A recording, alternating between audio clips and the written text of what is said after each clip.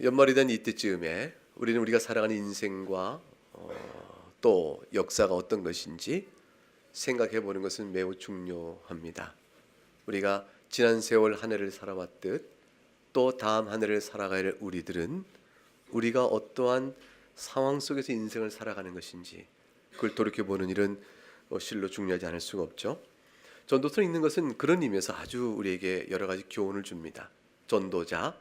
전도서를 쓴 솔로몬이 전도자로 스스로 자신을 일컬으면서 이렇게 말합니다. 내가 해 아래에서 행하는 모든 일들을 다시 한번 살펴보는데 내가 해 아래에서 행하는 모든 일들을 다시 한번 살펴보니, 이 말은 역사를 통시적으로 살펴보니, 그리고 지금 있는 모든 공간에 펼쳐 있는 인생의 모든 군상들의 삶의 모습을 내가 살펴보니, 그 말이죠. 그러니까 우리가 살아가고 있는 인생과 다를 바가 없죠. 솔로몬이 돌이켜보는 긴 역사의 통시적인 관찰은 그 이후에 오는 역사에 대한 관찰과 다를 것이 없습니다. 해 아래의 인생들은 결국 그 모양 그 상태로 인생을 살아가기 때문입니다. 솔로몬이 바라본 인생, 솔로몬이 바라본 역사, 그것들은 어떤 것이 있을까요?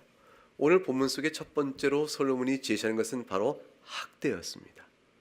내가 역사를 돌아보니, 이 세상을 돌아보니, 이 세상은 억압적 구조 속에서 학대받아 신음하는 수많은 인생들을 내가 본다. 근데 이것은 어느 역사 시기에 있어서 그때 하필이면 왜 그랬을까 싶은, 이거는 매우 제한적이거나 예외적인 것이 아니라 이것이 일반적이라는 것이에요. 각 나라마다 솔로몬의 지혜는 그 당시에 동서고금을 통달하였으니 역사 속에 존재했던 각 민족과 나라마다, 아니 지금 자기가 통치하는 이스라엘 자체도 생각해보니 모두 한 사람과 그 밑에 있는 권력자들에 의해서 권력 밑에 있는 사람들을 학대하고 억압하고 착취하는 구조를 떠난 적이 없었다는 것이죠. 이게 정확한 관찰일까? 이것은 창세기를 읽어보면 금방 압니다. 카인이 범죄한 이후에 그 위에 가인이 가서 도시를 세우고 살아가는 삶의 역사는 철저히 포괄적 구조였어요. 그래서 실제로 가인은 한 사람을 죽였으나 나는, 라멕이 말하기를 나는 둘을 죽였다. 가인의 창상은 하나로 자랑하지만 나는 7배나 더 벌을 받을 만하다라고 자신의 악을 자랑합니다. 이게 세상의 구조 속이죠. 하나님이 그래서 칼을 두어 전체적으로 악을 행한 일을 징벌하도록 시민권을 세우게 되시는 겁니다. 근데 하나님이 세우신 시민권의 권력의 이 집단이 본성상 부패한 인간들에게 주어진지라 이것이 본래적으로 작용하여 모든 백성을 평안케 하는 것에 사용되어야 함에도 불구하고 실제 그렇지 못한 일을 허다하게 보게 된 것입니다. 그러므로 해 아래에서 행하는 모든 학대를 내가 보았다. 오늘날도 사실 우리가 이 민주사회에서, 대한민국 민주주의 국가에서도 우리 학대와 억압을 여전히 봅니다. 소위 말하는 갑질이라는 것은 예로부터 있어왔던 학대의 또 다른 형태죠. 근데 이 갑질 정도는 인권적으로 우리가 볼 때 이럴 수 있겠냐라는 것에 대한 분노이지만, 그러나 그 갑질 그 이상의 얼마나 많은 인권적 유린과 또 착취가 구조적으로 자행돼 왔는가라는 것들은 우리가 알 수 있습니다. 끊임없는, 우리는 이미 경제실험상, 경제체제상 자본주의가 훨씬 더 많은 생산을 가능케 한다는 걸 우리가 알고 있습니다. 그리고 자본주의 안에서 개인의 개인적 인권이 더 잘 보장된다, 집단적주의보다는 훨씬 더 보장된다는 걸 역사 경험상 알고 있어요. 근데 이념적으로는 사회주의요 공산주의가 훨씬 개별적 인권을 더 보장해주는 이상적 구조로 설명이 돼갑니다. 지식인들은 사실 어느 쪽으로 도덕적 선택하게 되어 있냐면, 청년과 지식인이라면 사회주의와 공산주의 이념체계가 훨씬 더 마음에 가까이 오게 됩니다. 굉장히 이상적이기 때문에 그렇습니다. 그러나 그것을 실현하는 과정 속에서 여전히 질서를 주도해야 되는 권력의 현상은 모든 그 일을 다 뒤틀어 왜곡시켜버리게 되어집니다. 현실상 역사 속에서 공산사회와 사회주의가 유익한 결과를 낳는 일이 참 드문 거죠. 그러니까 자본주의와 민주주의란 정치체제와 경제체제의 결합된 형태로 이루어진 국가들이 생산을 더 많이 해내고 그 가운데서 사회적 분배가 공평하지 않다라고 외치더라도 그 가운데 살아가는 것이 인권적 보장을 또 주어지는 이런 형태로 현재 되어 있어요. 이것이 문제가 없는 정치체가 아니고 문제가 없는 경제체가 아닙니다. 다 보이지 않게 한 가지 공통적인 것은 어떠한 정치체이긴 간에 그 전의 권력자들은 자신들을 위하여 권력을 사용한다는 것이죠. 그것은 억압이요 학대 구조를 갖지 않을 수가 없는 것입니다. 경제적인 모든 이익은 이익을 얻기 위하여 노력하는 것이지만 더 많은 이익을 갖고자 함이 정도와 질서의 범위를 넘어서게 되면 탐욕으로 넘어가게 되면 틀림없이 그것은 빼앗는 자와 빼앗기는 자의 구조적성을 피할 수가 없게 되어집니다. 결국 그러한 과정 속에서 이 사회가 진행돼 나아갑니다. 어느 정도 선에서 질서와 인정될 만한 범위와 그것을 넘어서는 범위, 이것들에 대한 구분선이 과연 어떤 것인가는 더 많은 논의와 또 논의를 해도 인간 사회에서는 이상적으로 제시할 답변이 없겠죠. 그러나 솔로몬이 본 것은 결국 그겁니다. 이상이야 어떻든 간에 현실 안의 모든 인간 역사는 다 학대다. 이 학대의 구조를 피하는 역사나 나라가 없었다. 이 얘기를 하고 있는 겁니다. 그런 의미에서 우리들도 살아가는 이 사회 속에서 일정한 억압과 학대 구조를 갖고 있습니다. 어떤 이는 그 가운데서 훨씬 더 여유 있고 또 충분한 내가 대가와 수고의 대가와 그런 것을 경험치 않고 있다는 분도 계실 거고 어떤 분은 그것이 훨씬 더 실감나는 분도 있을 수 있습니다. 그 차이는 있겠죠. 그러나 결국에는 그 근본적 구조를 피하기는 어렵다. 인간 사회의 구조적인 제한성이요, 어떻게 보면 구조적인 악이요, 그런 것들은 우리가 피하지 못하고 산다. 이게 솔로몬이 보는 이 세상의 모습입니다. 하나님께서는 그런 구조를 기뻐하지 않으십니다. 하나님께서 원하시는 이 공동체 사회는 적어도 이스라엘에게 있어서 가나안 땅에 들어오게 한 이후에 세월 공동체적 사회는 매우 이상적이었어요. 지금 생각해도 그런 사회가 있을 수 있을까 싶을 정도 이상적 구조를 실현시키라고 율법으로 명하셨습니다. 근데 그 중에 하나가 나그네를 압제하지 말라 그랬습니다. 나그네를 학대하지 말라 하셨습니다. 사실 나그네와 이방, 더구나 이방 나그네를 학대하고 압제하는 일들은 이건 어느 사회나 다 드러나는 일입니다. 다 그들을 누르고 그들부터 노동을 끌어내고 또 그들 노동 착취를 통해서 훨씬 더 많은 노예도 이방인들 노예를 정복사에서 피정복자 된 사람들 끌어다가 식민지 된 사람들 끌어다가 노예로 쓰고 이렇게 노동을 착취하고 사는 것인데 하나님께서는 너희 땅에 들어온 이방 나그네를 압제나 학대하지 말라고 말씀하셨습니다. 종으로 있는 자들의 인권을 철저히 보호하게 하셨죠. 희년을 두어 이스라엘 백성들 동족끼리는 절대적으로 주인과 종으로 종속되는 일이 없게끔 희년을 만들어 한 번씩 해방의 기회를 주신 것입니다. 인간 개개인의 인권과 사회적 평등을 위해서 얼마나 구약 정치 체제가 굉장히 보장되어 있는가를 보여줍니다. 이러한 역사를 실현할 수 있는 어떤 이방 나라도 없었습니다. 하나님은 왜 그렇게 명하셨냐면 신학적인 이유가 있는 것이죠. 모든 사람은 하나님의 형상으로 만든 내가 만든 피조물이기 때문에 그렇습니다. 하나님의 말씀은 거기에 있습니다. 모든 사람은 어떤 자든지 하나님의 형상으로 만드는 자들이니라. 그러므로 하나님의 형상으로 되어진 인간 개개인이 서로 어울려 사는 사회를 구조를 만들었을 때 사회 안에 어떤 인권 학대나 사악한 행위가 있어서 착취나 억압이 있어서는 하나님이 절대로 기뻐하는 사회가 아닌 거죠. 그래서 세속 사회는 그것이 어떤 나라이든 하나님이 기뻐하신 나라 구조가 아닙니다. 그것이 미국이든 그것이 러시아이든 중국이든 일본이든 한국이든 그 어떤 나라이든 이 세상에 있는 나라는 그 자체가 하나님 나라가 아닌 겁니다. 종교성이 뛰어난 기독교 국가가 된다 할지라도 정치 체제에 있어서는 하나님 나라의 뜻과 정신과 교훈을 실현하여 실천할 수가 없습니다. 우리는 부패한 개개인의 죄인들이기 때문입니다. 그래서 솔로몬이 정확하게 말하는 역사와 세상에 대한 판단이 나옵니다. 4장 1절에 보니까 없는 게 있고 있는 게 있어요. 대조가 되어집니다. 있는 건 뭐냐면 해 아래 행하는 모든 학대입니다. 보라 학대받는 자. 그 다음에 그들을 학대하는 손엔 권세가 있다. 그 있는 게 뭐냐면 학대입니다. 이렇게 학대받는 구조 속에서 없는 게 있어요. 두 번이나 반복되는 탄식이 있습니다. 그것이 뭐냐면 위로자가 없도다, 위로자가 없도다. 그것입니다. 이게 중요한 관찰이죠. 역사 속에서 학대받는 구조를 갖고 있는 역사의 현상 안에서 스스로 위로받을 수 있는 또 다른 어떤 자를 인간스러운 세우거나 찾을 길이 없다 그겁니다. 자, 노예 해방을 일으킵니다.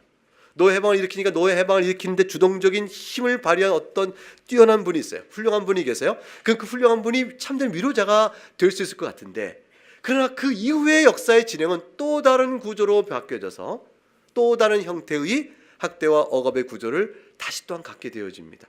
그러니까 궁극적 의미의 위로자가 있을 수 없게 되어진 것이죠.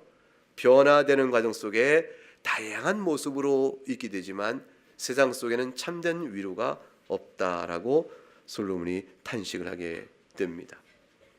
이것이 역사 속에서 변화가 없고 어디에나 여전히 그렇다면, 그러면 사는 게 난가 죽는 게 난가, 위로자 없는 억압과 학대가 있는 인생살이를 뭐하러 계속하겠는가, 이 질문이 나오는 것이죠. 지극히 염세적인 관찰이 나오게 됩니다. 대답도 염세주의입니다.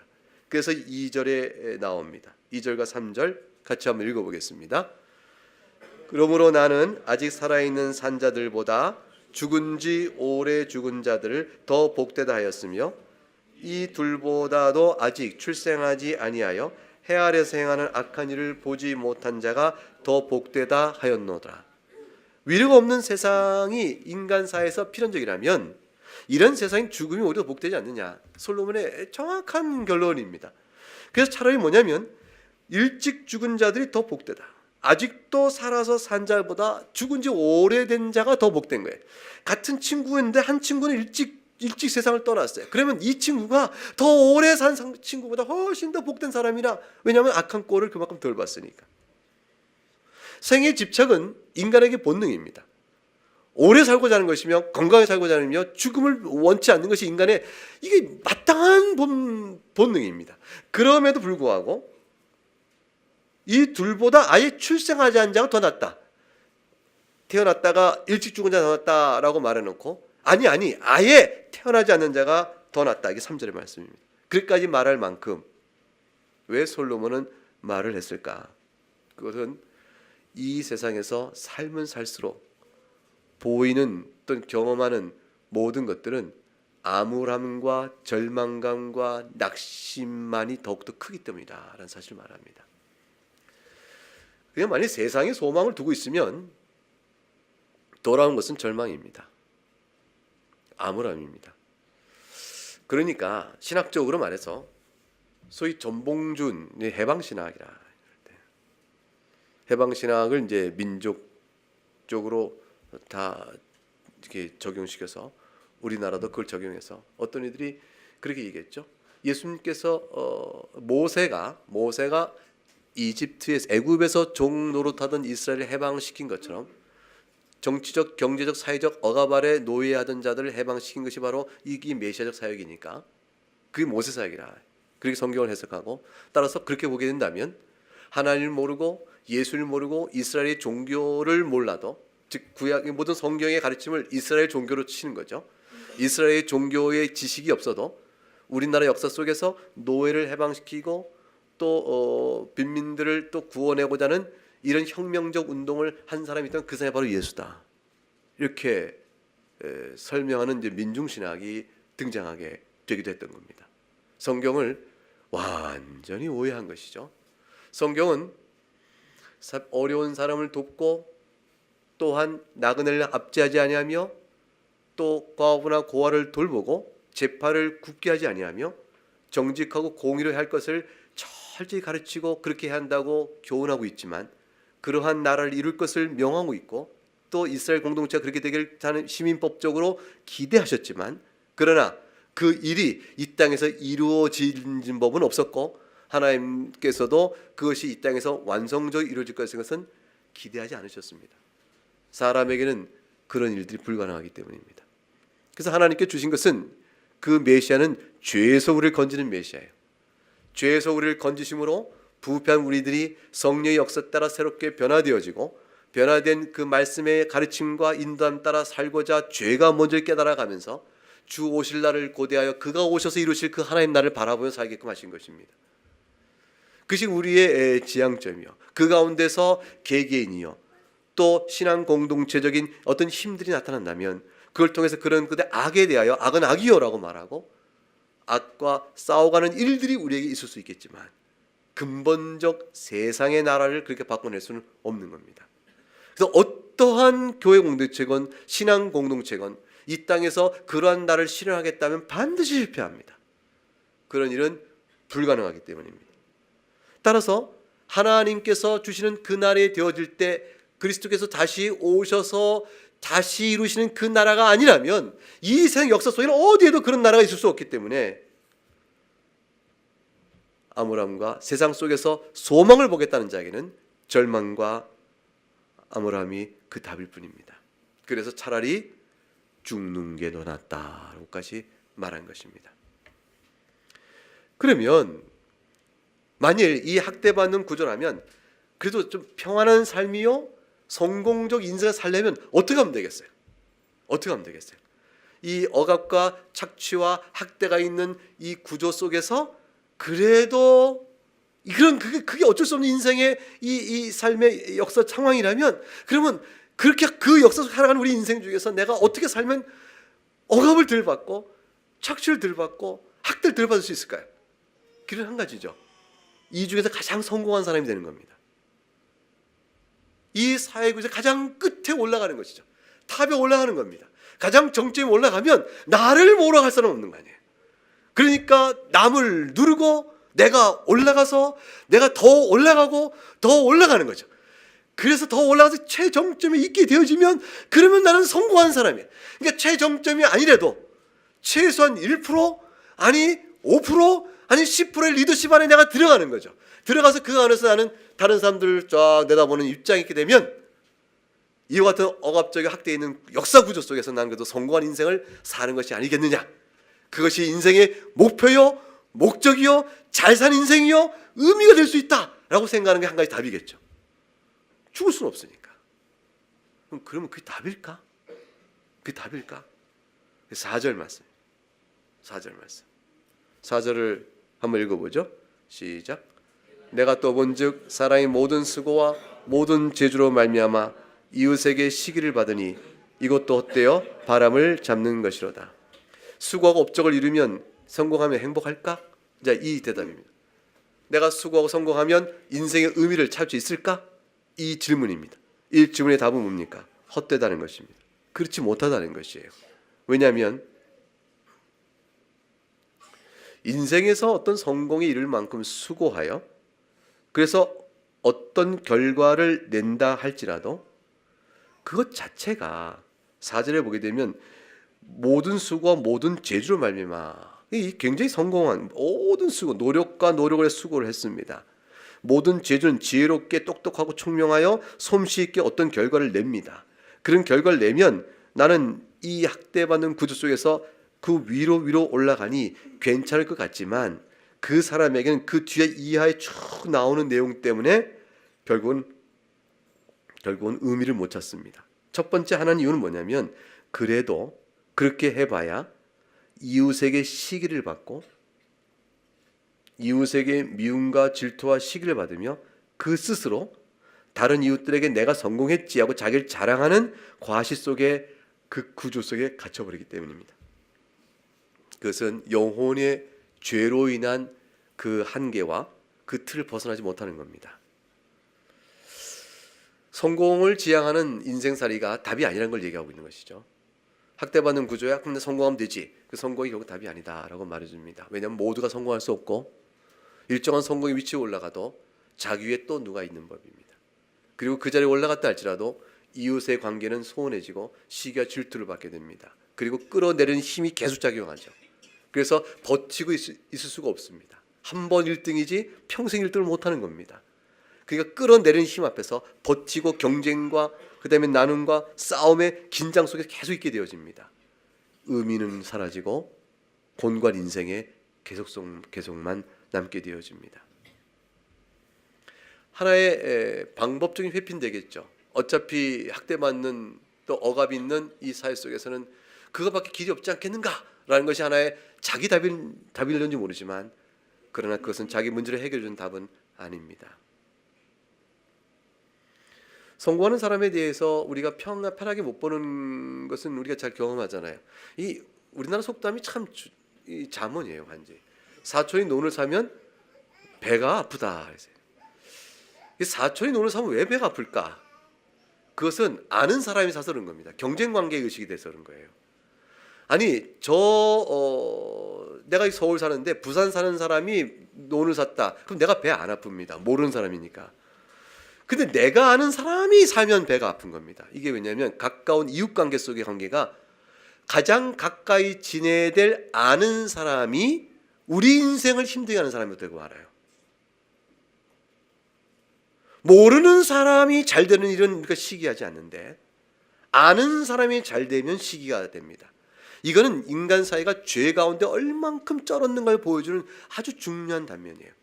모르는 사람은 이웃이 아니고 아는 사람이 이웃인데 아는 사람이 잘 될수록 이웃과 관계가 설린하며 좋은 관계며 더 잘 보듬어지면 그럼 그것에 행복을 찾을 수 있어요.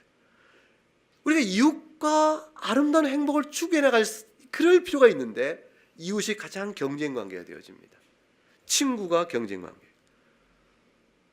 우리 교회가 잘 되는 건 괜찮은데 옆에 교회가 잘 되면 이게 배 아프면 안 되는 거죠. 이게 옆에 있는 미정원 잘 되는데 저희 미정원이 더 잘 된다. 그 이분들 견디기 어려울 거예요. 가까이 있는 그런데 저쪽이 저 영등포에 있는 미정원 잘 되는 건 이분들이 신경 안 씁니다. 이웃이 잘 되는 게 우리에게 괴로움이 되는 세상이란 것은 이 세상이 성공을 지향하는 삶이 우리에게 인생의 의미를 주는 답이 못 된다는 사실을 말해주고 있는 것이고 또한 성공하게 되면 남보다 잘 되면 그것을 어디다 과시하고 싶은 거예요? 이웃에게 과시하고 싶은 겁니다. 피차 죽이는 일들을 벌이게 되어집니다. 관계가 분열되어지고 뒤틀려지고 부패한 인간으로 서로 어긋나는 모습을 갖게 되어지니 그 자체의 영원한 승자가 없는 이상 성공을 지향하는 삶이 그 사람의 인생을 의미 있게 하지 못한다라는 것입니다. 이제 우리 흔히 전도할 때 많이 썼던 게 공부를 열심히 하느냐 해서 뭐 하려고 그러냐. 그럼 소위 명문대학 가려고 한다. 명문대학 가서 뭐 하려고 그러냐. 봉급 많이 주는 선망의 직장 들어가러 간다. 그럼 거기 가서 뭐 하려고 그러냐. 그는 뭐 자기가 원하는 사람하고 혼인하려고 그런다. 근데 뭐 하려고 그러냐. 그럼 결국 나중에 뭐밖에 안 남아요? 죽는 것밖에 안 남는다.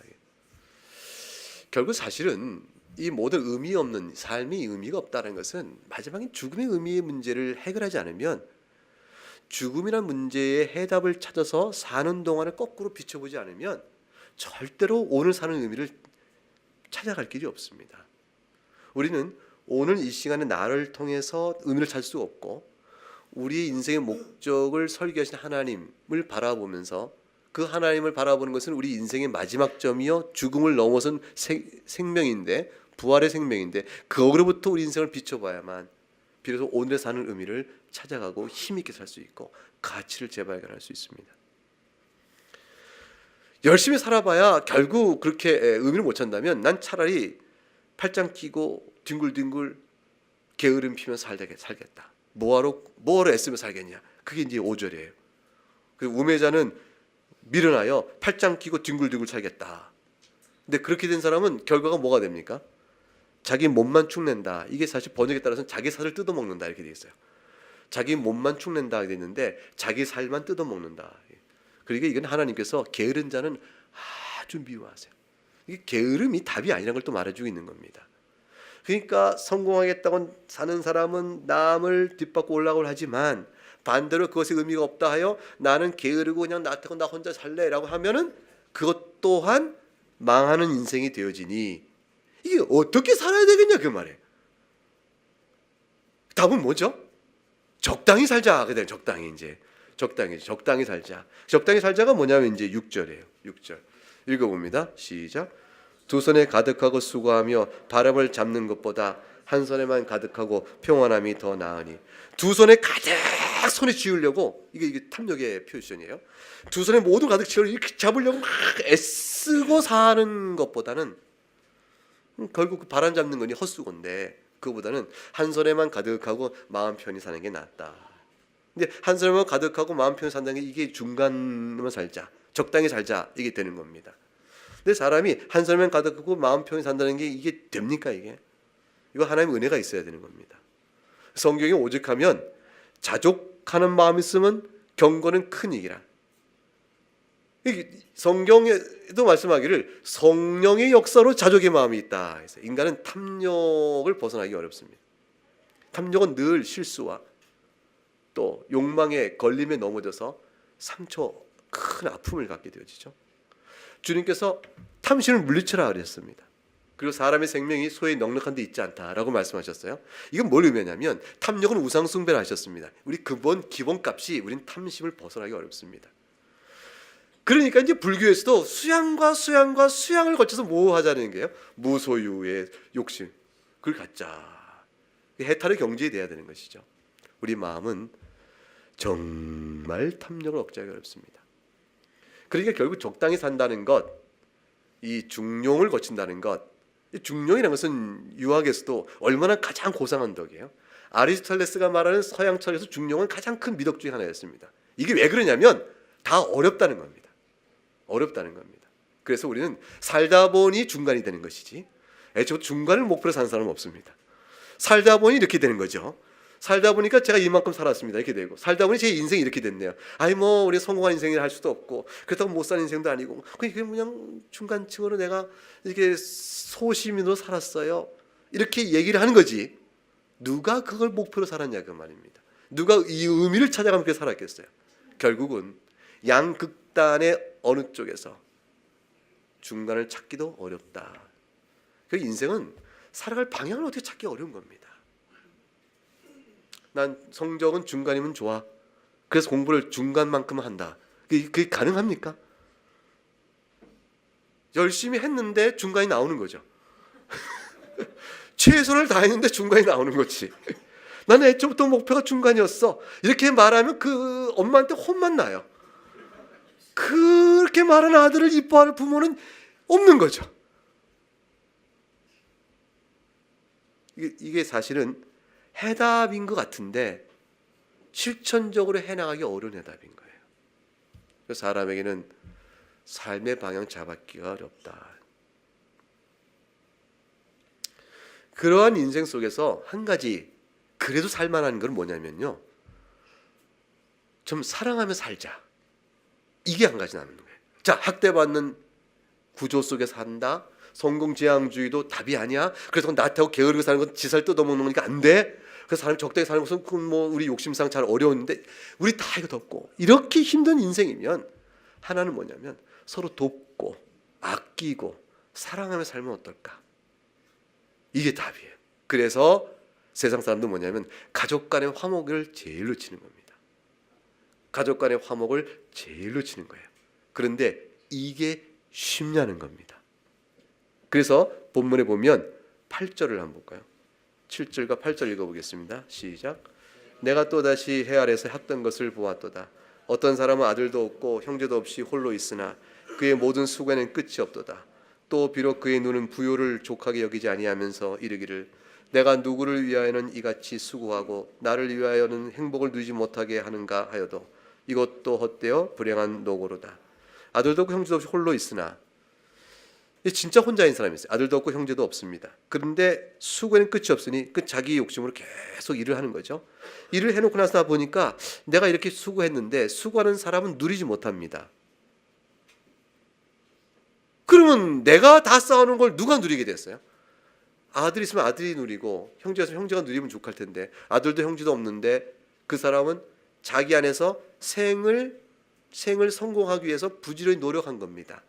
생을 성공된 인생 살겠다고 부지런히 노력하며 쌓고 쌓아나갑니다. 누리지는 못하고 쌓고 쌓아나갔는데 자기도 못 누려서 누구한테 물려줄 거 했더니 아들과 형제도 없는 것이죠. 그럼 내가 뭐하러 이 일을 했나? 라는 답이 나옵니다. 그런데 본문은 재미있게도 아들과 형제가 있을 수도 있다라고 얘기합니다. 어떤 주석가들은 아들과 형제가 있어도 없는 것처럼 돈만 보고 살았다 이렇게 해석해요. 이 본문이 그거라고 해석합니다. 그것도 굉장히 의미 있는 해석이에요. 그러니까 아들과 형제도 돌아보지 않고 아들이 있어 아들을 사랑하고 형제와 사랑하는 사랑의 가족 관계를 유지 못한 채 가족 간에 화목하고 사랑하는 게 제일인데, 아까 말했잖아요. 이런 사회라면 그나마 가족끼리는 좀 가까이 지내자, 사랑하며 지내자, 이렇게 제일인데 그 탐욕의 덩어리는 아들이 있어도 아들을 돌아보지 않고 형제도 무시해버리고 혼자 탐욕에 쩌들어 살고 난 뒤에 나중에 내가 누릴 자가 없고 내가 돌아볼 자가 없다, 누구의 행복을 위해 내가 이걸 했는가, 이런 탕신망하는 인생살인이 그 불행한 인생을 뭐라고 말할꼬? 헛되어 불행한 노다, 이렇게 말을 합니다. 그러니까 가족이라는 공동체의 사랑마저 잃어버리고 살아가는 인생의 탐욕의 결과의 비참함을 말합니다. 솔로몬은 이것이 허다하게 많다고 그런 거예요. 인생을 돌아보니 허다하게 많다. 9절과 10절을 읽어보겠습니다. 두 사람이 한 사람마다 낳음은 그들이 수고함으로 좋은 상을 얻을 것입니다. 혹시 그들이 넘어지면 하나가 그 동물을 붙들어 일으키느니와 홀로 있어 넘어지고 붙들어 일으킬 자가 없는 자에는 화가 있으리라. 이게 무슨 얘기냐면, 가족 간에도 사랑을 못 나누면 친구라도 있으면 좋지 않겠냐. 근데 친구마저 없다 그 말이에요. 친구마저. 두 사람이 한 사람은 낫지 않냐. 혹시 넘어지면 그 동물을 일으켜리와. 그런데 10절 마지막에 홀로 있어 넘어지면 누가 붙들어 주겠는고. 그런데 평생에 의지하며 마음을 털어놓고 함께 넘어질 때 세워줄 친구조차 없는 인생이 허다하다. 왜 그랬을까요? 목표가 있는 거죠. 성공, 남보다 더 나은, 그것이 유일하게 목표로 살아온 인생이 되기 때문에 그렇습니다. 11절과 12절 말씀을 보게 되면 같이 읽어봅니다. 또 두 사람이 함께 누우면 따뜻하거니와 한 사람이면 어찌 따뜻하랴. 한 사람이면 폐하가 없거니와 두 사람이 맞설 수 있나니 세 겹줄은 쉽게 끊이지 아니하니라. 역시 친구의 관계예요. 이게 다 뭐냐면 공동체의 개념인데, 동료가 함께 누우면 따뜻하냐, 이게 지금 뭘 배경하냐면 이스라엘 지역인 팔레스타인 그 지역은 밤이 그렇게 추워요. 이게 여행객 나그네들이라든가 이런 사람들이 가다가 집이 아닌 곳에서 노숙하게 될 경우는 찬바람을 맞고 냉기를 맞으며 밤잠 자기가 어렵습니다. 그럴 경우에 따뜻한 이불이 있는 것도 아니고, 그러니까 오직 둘이서 체온을 맞대고 살면서 그 밤을 이겨냅니다. 그 얘기하고 있는 거예요. 그런데 홀로 가는 여행객은 얼마나 춥겠냐. 인생이 고달프고 슬픔이 있고 아픔이 있고 절망이 있어요. 어느 누구나 다 그 일을 겪어요. 그 일을 겪을 때 누구라도 옆에 벗이 있어서 그걸 붙들어준 사람, 그렇게 추울 때, 인생이 추울 때 누구라도 옆에서 버텨서 붙들어준 사람이 있으면 그럼 살만할 텐데, 그런 친구 하나 없으니 어떻게 감당할꼬.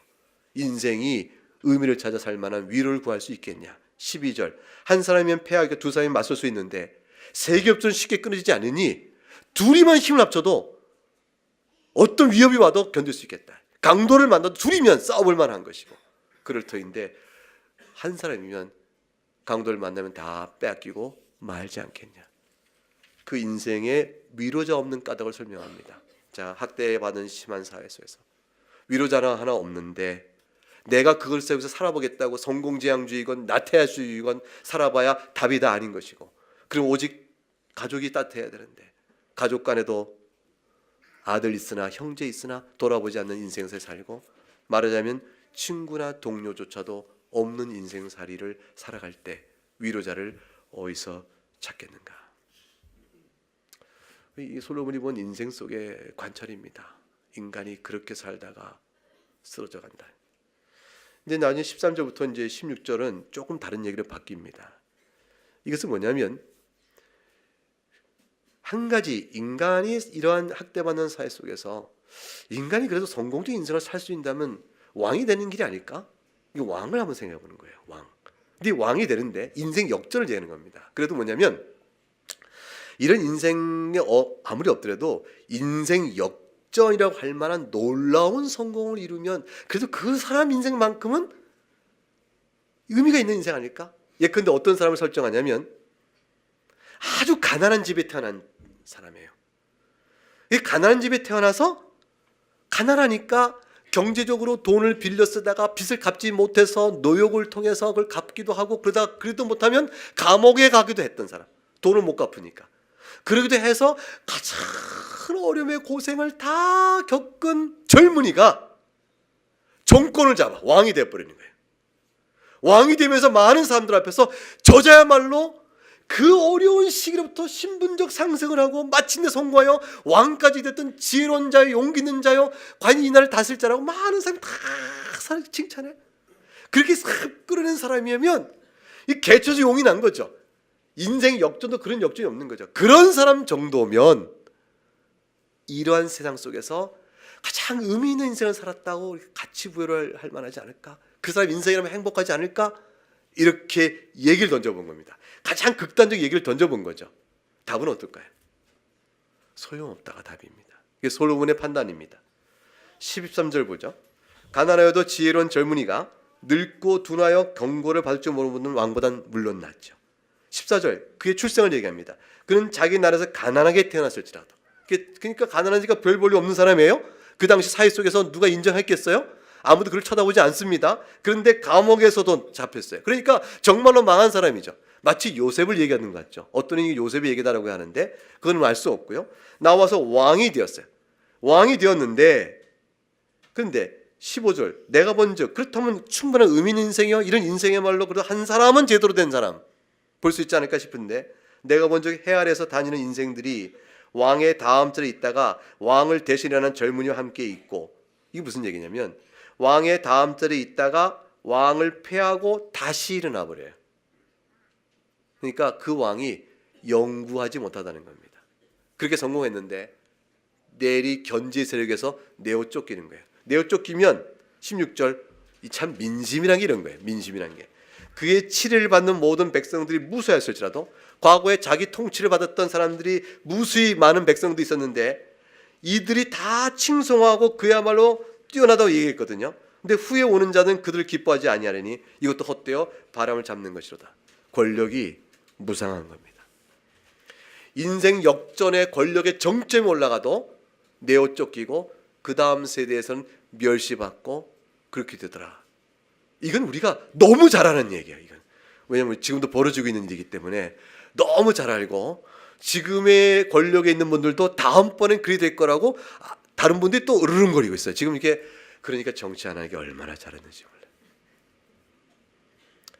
인생의 의미는 그런 데 찰 수 있는 것이 아니라고 말합니다. 솔로몬은 한마디로 4장 전체 속에서 인생은 그 어떤 경우를 따져봐도 무상하다. 그리고 허무하다. 학대뿐이요 위로자는 없다. 수고와 성공을 하도 남과 시기하고 이웃은 분열되고 만다. 어려울 돕는 친구가 있어야 되는데 그럴 만한 공동사랑은 가족에도 없고 사회에서 찾지 못하는구나. 인생 역전이란 뛰어난 예외적인 성공 사례가 있어도 그러나 그것도 영구치 못하고 이내 곧 허물어지고 만다. 결국 인생은 그런 의미로 한 개인의 인생의 의미는 이 구조적인 인생의 상황과 맞물려 있다고 말하는 겁니다. 우리 개개인의 인생의 의미는요, 나 하나의 노력으로 어떤 결과를 찾을 수가 없는 구조적인 제한 안에서 우리는 눌려 살고 있습니다. 그러니 어느 인생이 행복하며 어느 인생이 의미를 찾고 어느 인생이 복되게 살 수 있느냐, 우리의 행복은 도대체 어디서 찾아야 되는 것이냐, 우리는 어떻게 인생을 잘 사는 것이냐, 어떻게 해야 잘 사는 것이냐, 이 질문 앞에 지금 4장은 답이 하나도 없는 거예요. 그런데 반대로 뒤집으면 답이 나와요. 반대로 뒤집으면 뭐가 답이 나옵니까? 위로자를 찾으면 되는 거예요.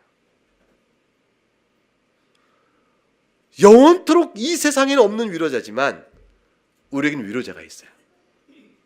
그 위로자가 누구십니까? 예수 그리스도예요. 예수 그리스도를 찾는 자는 이 세상 속에서 위로를 받을 길이 열리게 하는 거예요.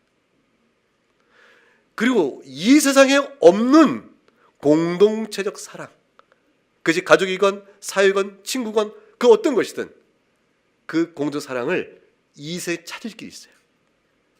그 찾을 길을 어디서 찾아야 되겠어요? 교회인 겁니다. 그게 영적 벗입니다. 영적 벗으로 엮어져서 한 말씀과 진리 가운데 아멘을 화답하며 성령의 다스림 속에서 같이 엮어지는 이 공동체의 사회 속에서 사랑과 아픔과 눈물을 함께 나누고 격려하고 아끼며 살아갈 수 있는 것이죠. 만일 교회 속에서 세상과 똑같이 성공하여 다른 일 없이 여기는 사람이 있다면, 그런 질서가 교회 안에 작용되게 되면 그 교회에서 더 이상 교회는 아무런 위로가 못 돼요. 직원 선거가 교회 안에서 성공의 사례가 되어진다면 이거는 그야말로 교회는 뭐 아무것도 못 되는 거예요. 위로가 못 되는 것이에요. 세상과 더 못한 것이죠.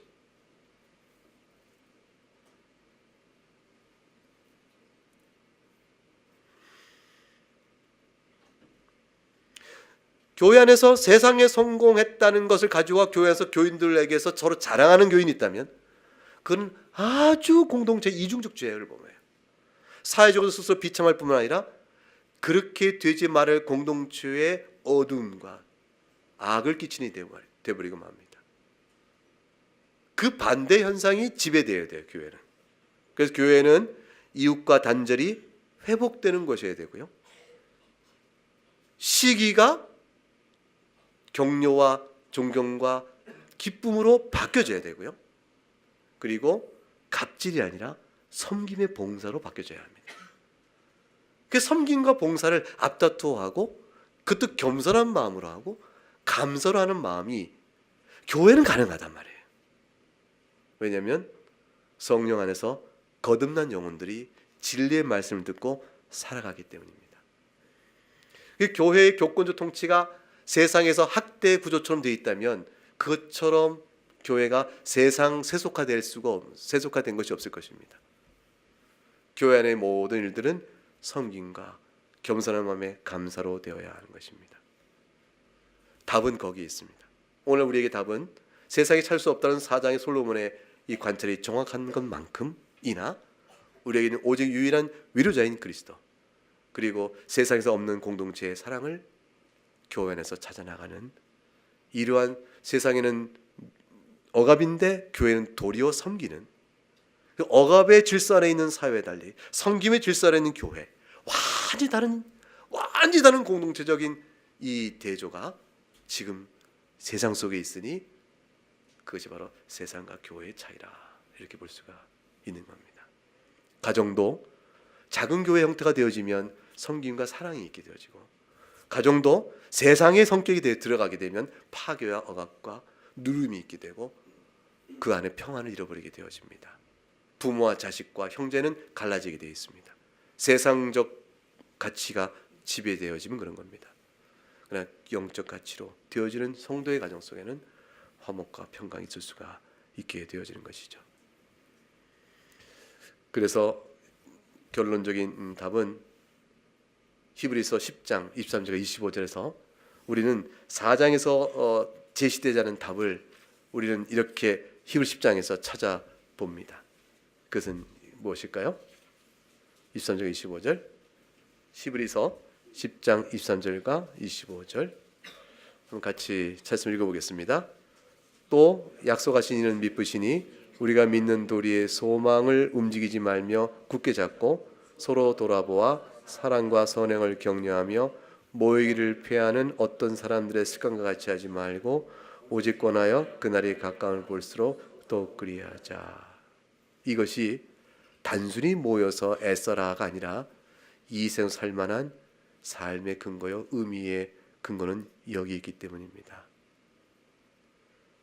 그래서 시편 130편에 형제가 연합하여 동거하면 어찌 그리 선하고 아름다운가 라는 말씀이 주어진 것입니다. 갈라디아서 5장 15절에 피차 서로 물고 먹으면 멸망할까 조심하라는 말씀도 그렇게 주어진 것입니다. 여러분의 교회를 많이 사랑하시고 그래야 여러분의 인생 속의 의미도 주 안에서 복되게 찰 수 있는 그러한 새로운 마음의 각오와 또 기도가 있기를 바라고 그 안에서 여러분 개개인이 주 안에 선한 은혜를 누릴 수 있기를 바랍니다. 함께 찬송하겠습니다.